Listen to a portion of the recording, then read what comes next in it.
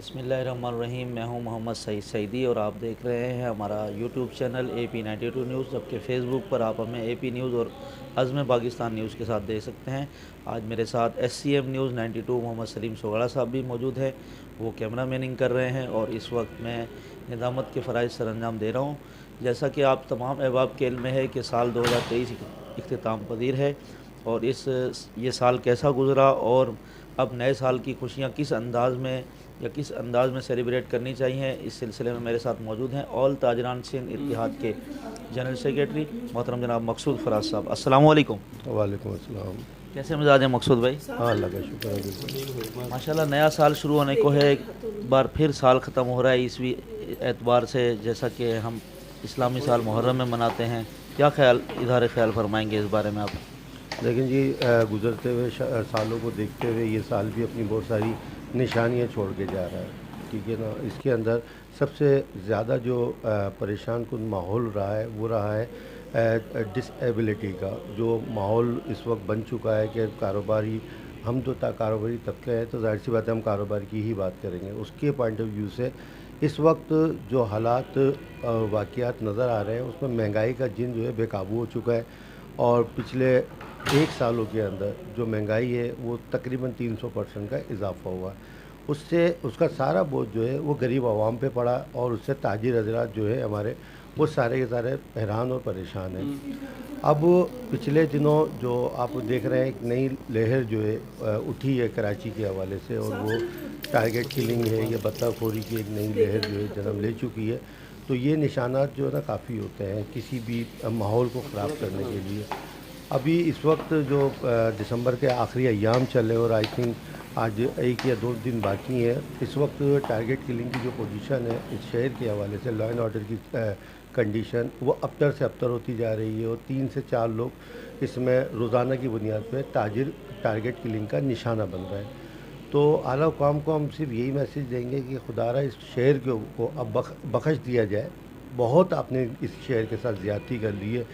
ایک کوئی ایسا نظام بنایا جائے جس میں اس شہر کو کم سے کم آپ سیف کر سکیں. کیونکہ انٹرنیشنل آپ دیکھیں پوری دنیا کے اندر ایسا ہوتا ہے، جو بگ سٹی ہوتے ہیں ان کو سیف زون بنایا جاتا ہے، ان کی سیفٹی کے لیے انتظامات کیے جاتے ہیں. ہم صرف باتوں کی حد تک کہتے ہیں کہ ہم اس کو سیف زون میں ڈکلیئر کر دیا ہے، لیکن ہمارے یہاں پر کسی بھی شہر پہ آپ دیکھ لیں کوئی کیمرے کا سسٹم نہیں ہوگا. کیونکہ پہلا بنیادی جو کام ہوتا ہے سیف زون کا وہ ہوتا ہے کیمرے سسٹم کو مانیٹرنگ کرنے کا اور اس کو گلی کوچوں تک پہنچانے کا. تو ہم ابھی ترقیاتی جو ممالک ہیں ان کے فہرست میں تو کہیں پر بھی نہیں ہے، لیکن جو کراچی کما کے دے رہا ہے اس کا بطور ایک شہری ایک تاجر تنظیم کا جنرل سیکریٹری ہوتے ہوئے میں یہ مطالبہ کرتا ہوں کہ ہمیں وہ حق دیا جائے.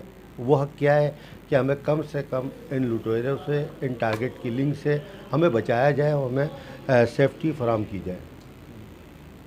اچھا، ماشاءاللہ آپ نے تاجروں کے مسائل، ٹارگٹ کلنگ اور بھتہ خوری، دہشت گردی کی بڑھتی ہوئی وارداتوں پر بھی نظر رکھتے ہوئے اظہار خیال فرمایا. بہت اچھی بات ہے کہ حکومت کو توجہ دینی چاہیے، کیمرہ سسٹم بھی آن ہونے چاہیے، دیگر چیزیں بھی آن ہونی چاہیے. اس کے علاوہ یہ جو کئی پابندیوں کے باوجود بھی فائرنگز اور بارود اور پٹاخے یہ کہاں کہاں سے آ جاتے ہیں، اس بارے میں کیا کہیں گے؟ کیا اس میں بھی انتظامیہ ناکام نظر آتی ہے؟ دیکھیں، بات یہ ہے کہ ساری چیزیں انتظامیہ کی ناک کے نیچے ہوتی ہیں.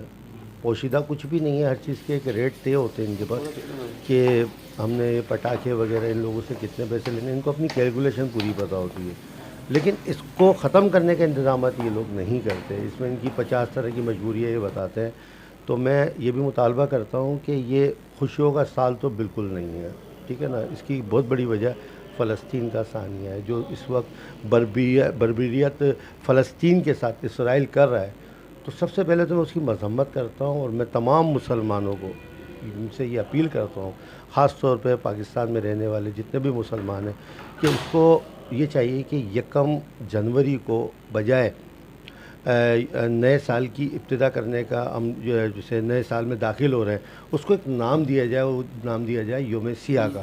کیونکہ جو فلسطین پہ کشمیر میں ظلم ہو رہا ہے نا، اس کو ہم خاموشی سے برداشت نہیں کر سکتے. یہ ہمارے ایمان کا حصہ ہے. تو نئے سال میں پٹاخے بھی کچھ لوگ ہیں جو آتش بازی بھی کرتے ہیں، پٹاخے بھی کرتے ہیں، تو اس کی روک تھام بھی ہونی چاہیے۔ ہوائی فائرنگ کی تو بالکل پابندی ہونی چاہیے، اور اس کے لیے جو ہے ہماری لا انفورسنگ ایجنسیاں ہیں ان کو بالکل اپنا عمل دکھانا چاہیے، ان کو میدان میں آنا چاہیے۔ ان کو سب پتہ ہوتا ہے کہ کہاں سے ہمارے پاس یہ پٹاخے آتے ہیں، کہاں سے ہوائی فائرنگ کی جاتی ہے، سب پتہ ہوتا ہے۔ اس کے باوجود بھی وہ آنکھیں بند کر کے بیٹھے ہوں، تو ہم اس کا ایک بطور تاجر تو کچھ نہیں کر سکتا، بطور شہری تو کچھ بھی نہیں کر سکتا، لیکن یہ انتظامیہ کو سب پتہ ہوتا ہے۔ تو میں ایک بار پھر آپ کے توسط سے آپ کا ایک تو شکریہ ادا کروں گا کہ آپ میرے پاس آئے، اور ایک میں مطالبہ بھی یہ کروں گا کہ انتظامیہ کو چاہیے کہ اس کی روک تھام کے لیے مؤثر انتظامات کیے جائیں۔